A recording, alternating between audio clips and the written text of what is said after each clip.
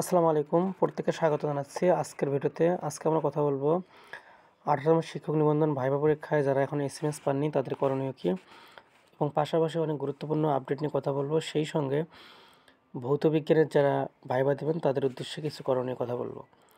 তো প্রথমে আমরা কথা বলে নেব যে ভৌত বিজ্ঞানের যারা শিক্ষার্থী রয়েছেন তাদের ক্ষেত্রে পরীক্ষা তাদের আগামী 26শে ফেব্রুয়ারি থেকে শুরু হবে, অর্থাৎ 26 ফেব্রুয়ারি 2025 তারিখ থেকে মূলত তাদের ভৌত বিজ্ঞানের পরীক্ষা শুরু হবে। সেক্ষেত্রে তাদের করণীয় কী, অর্থাৎ আপনারা যারা ভৌত বিজ্ঞানের পরীক্ষা দেবেন আগামীকাল থেকে, অবশ্যই আপনাদের নির্দিষ্ট সময়ে যার যে সেন্টার সেই যার যে বোর্ড নাম্বার সেই বোর্ডে ওখানে গিয়ে উপস্থিত থাকতে হবে নির্দিষ্ট সময়ের মধ্যে।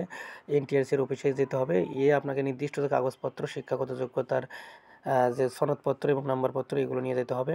পাশাপাশি জন্ম নিবন্ধন অথবা জাতীয় পরিচয়পত্র নিয়ে যেতে হবে। সেই সঙ্গে লিখিত পরীক্ষার এডমিট কার্ডটি নিয়ে যেতে হবে। এবং আরেকটি আপনারা অনেকেই প্রশ্ন করে থাকেন যে যারা এসএমএস পাননি তাদের ক্ষেত্রে কী হবে। তো এনটিআরসি মূলত প্রতিবারই এসএমএস দেয়। তো আগামীকাল যেহেতু 26 তারিখে যাদের ভৌত বিজ্ঞান পরীক্ষা এবং অন্যান্য যে পরীক্ষাগুলো রয়েছে অ্যাসিস্ট্যান্ট মৌলভী, তো যারা এসএমএস পাননি তো তাদের এখন পর্যন্ত অনেকেরই এসএমএস আসেনি। তো এক্ষেত্রে করণীয় হচ্ছে আপনাদের যে রোল নাম্বারটি আছে এটা অবশ্যই আপনারা ষষ্ঠ ধাপের যে ভাইভা শিডিউলটি আছে এই ভাইভা শিডিউলটি আপনারা চেক করবেন যেখানে আপনাদের কাঙ্ক্ষিত রোলটি আছে কিনা। অবশ্যই খুব সুন্দরভাবে চেক করবেন সাধারণত।